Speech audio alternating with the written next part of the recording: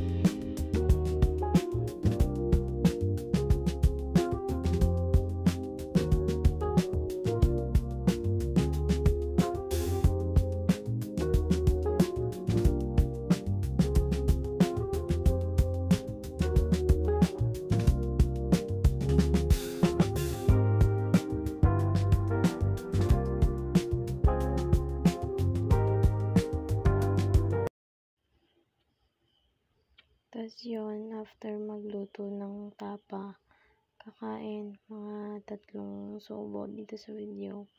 Pero I know he ate so much kasi he needs so much energy for everything that's going to happen that day. Starting from our blockings and then to going into different places para sa contemporary namin. Tapos yun, after eating, he'll go to CR to take a bath. And then after a few seconds, he made so much magic. Kaya ayan, tapos na siya.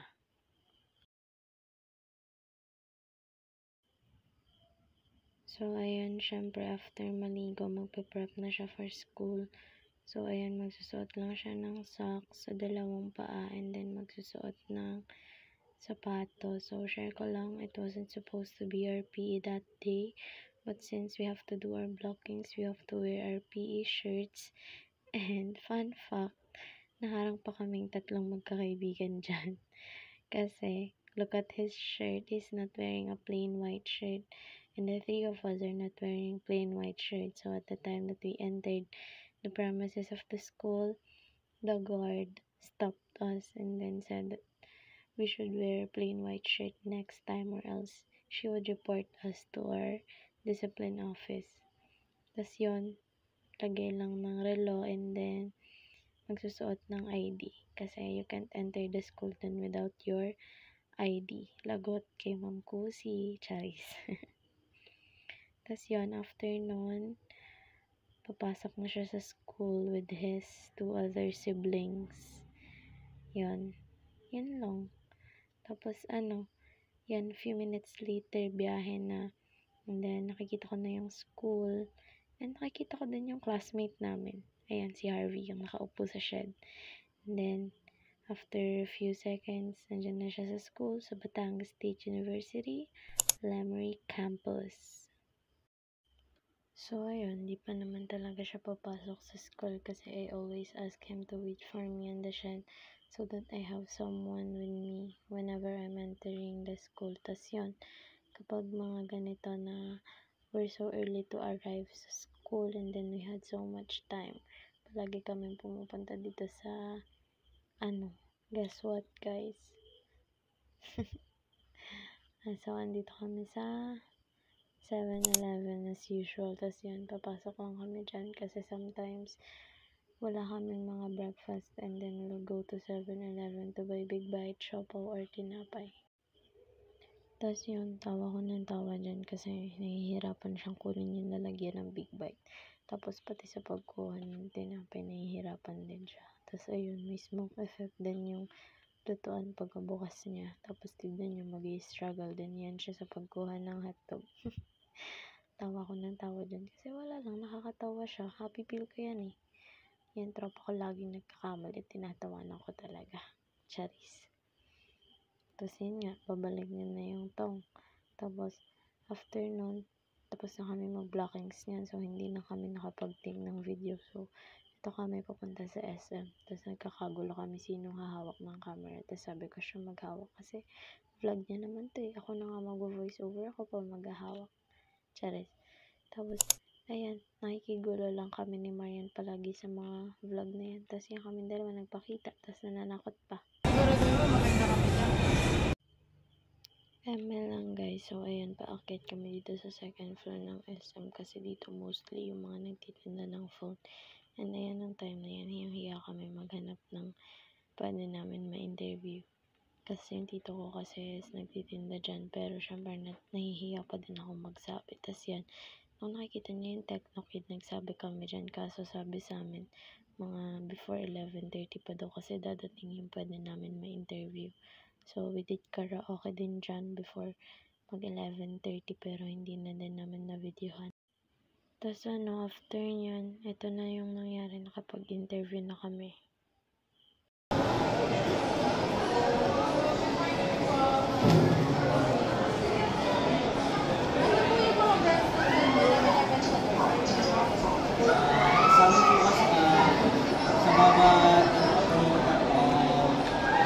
Specialist po. Bigyan niya kami po kami kagaya po ng pinasukan niyo, gusto nga pa yung brand.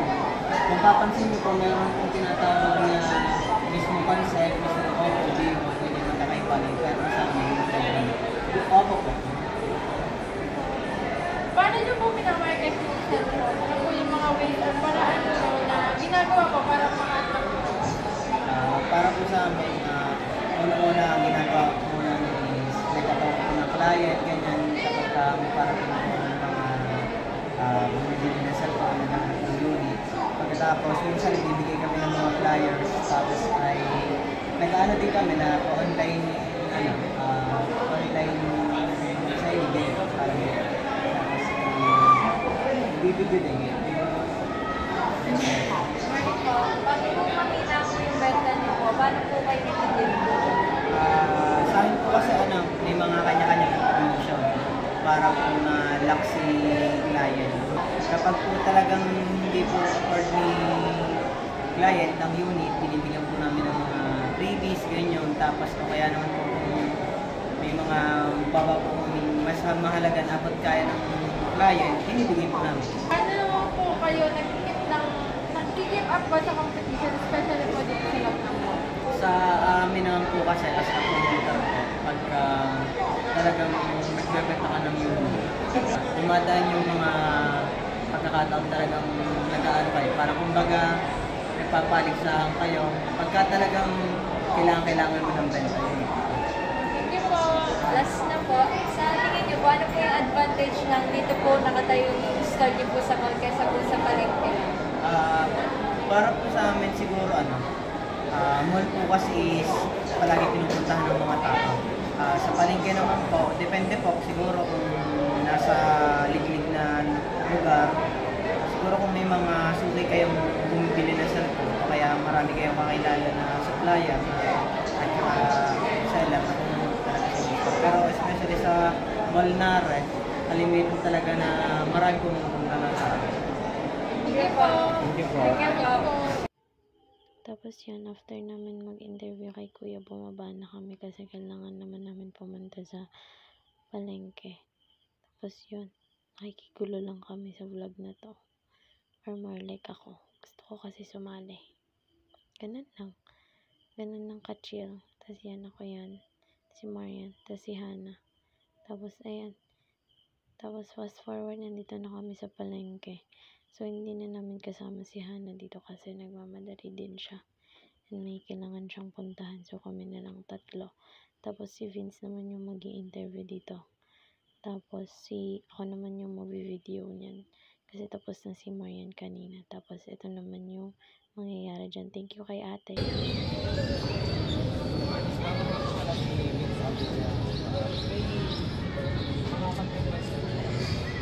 Ano po yung mga brands na sa mga nakikita or minamarket?